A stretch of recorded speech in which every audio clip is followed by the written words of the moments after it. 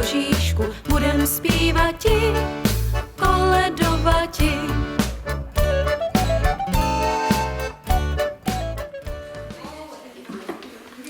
Tak ještě jednou hezké odpoledne, já vás tady všechny moc vítám. Jsme rádi, že jste s námi přišli strávit ten předvánoční schod, trošičku takhle se tady pobavit.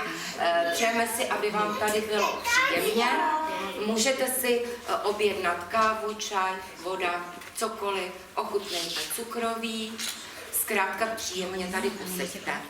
My vám to zpestříme dětmi takovým 35-minutovým vystoupením, kde uvidíte, co všechno děti se naučili od září, o čem jsme si povídali.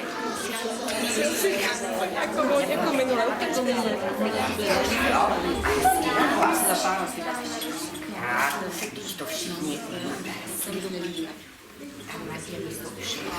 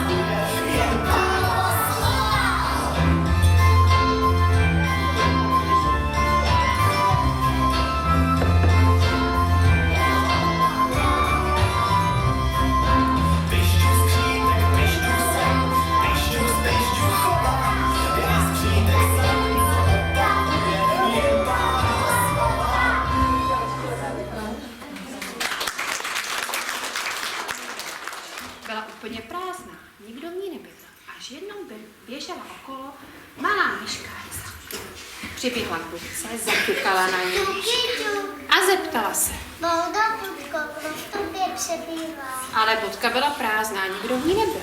Myška teda skočila dovnitř a pěkně se tam zabila. V lese bydlela také žába Kuňka. Přiskákala k budce, zaťukala a zeptala se. Bouda, Budka, kdo v tobě přebývá? A z budky se ozval. Já myška Hábalka, a kdo jsi ty? Já jsem taková Hábalka. Můžeš mi Žabička skočila do budky a už tam byly dva. V lese bydlel také zajíček Kušáš. Přiskákal k budce, zaťukal a zeptal se. Boudo, Budko, kdo v tobě přebývá? A z budky se zase ozval. Já myška Hábalka. Nespí.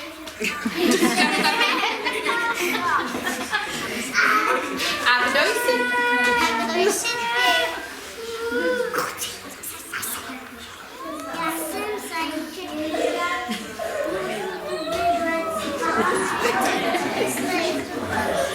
Zajíček skočil do budky a byly tam zase dva.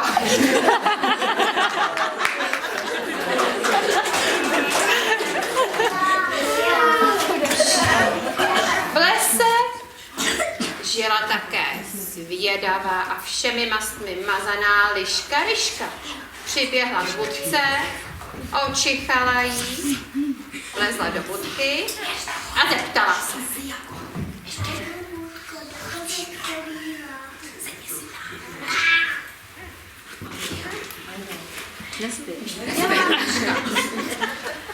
Já myška Hábalka. Já zajíček Kušáček. Já jsem žába Kunkálka. Kuňkalka si běžela proběhnout, ale vrátila se nám.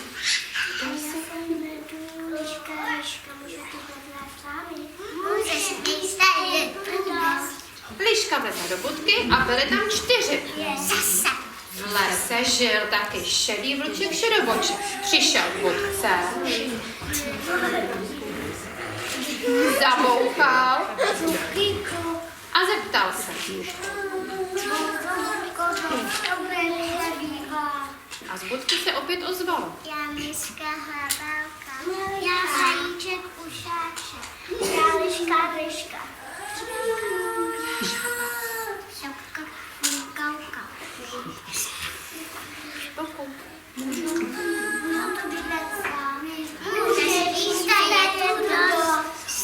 Vlk vlezl do budky a bylo jich tam 5.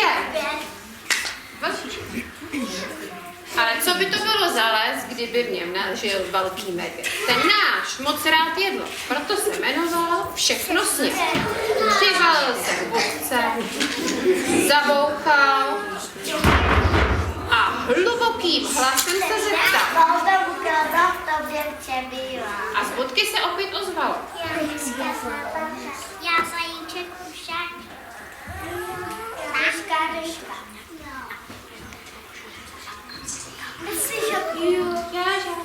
Nespí.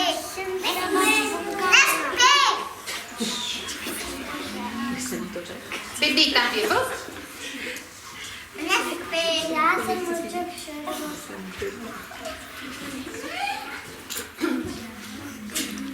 Medvěde, chceš bydlet se zvířatem?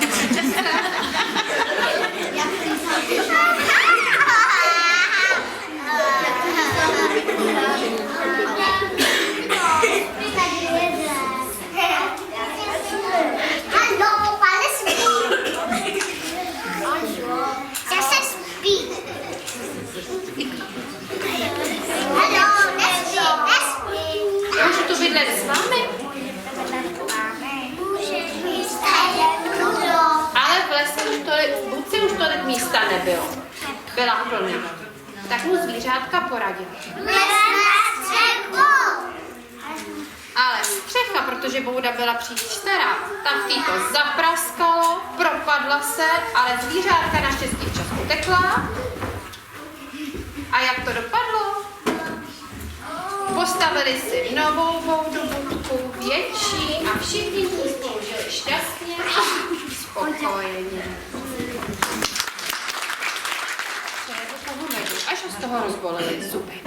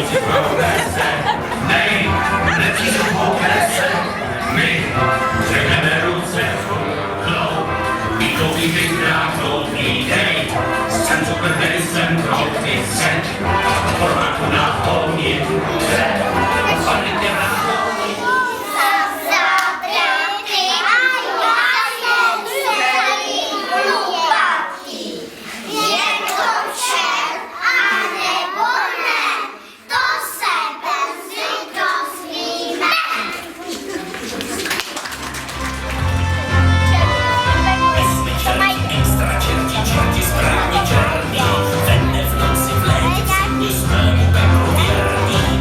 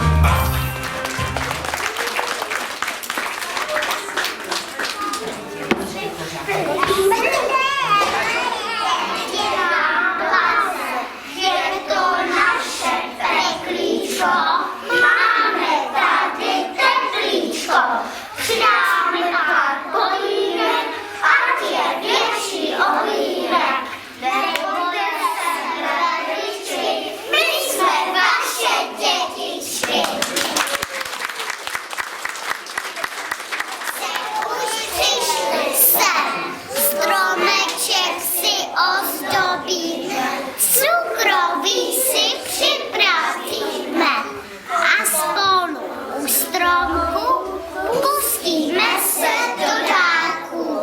Koledy si zaspíváme, dobře se tu všichni máme. Z jedné strany dvojka, z druhé borověnka, pásli ovce pastuškové, jedli kaši z hrnka. Pásli ovce pastuškové, jedli kaši z hrnka. Přiletěl k nim anděl, aby jim pověděl, že se Kristus Pán narodil, aby každý věděl, že se Kristus Pán narodil, aby každý věděl. Oni nemeškáli, tak tam pospíchali, Ježíš chodil do Betléma, zabrali ho zváli. Ježíš chodil do Betléma, zabrali ho zváli.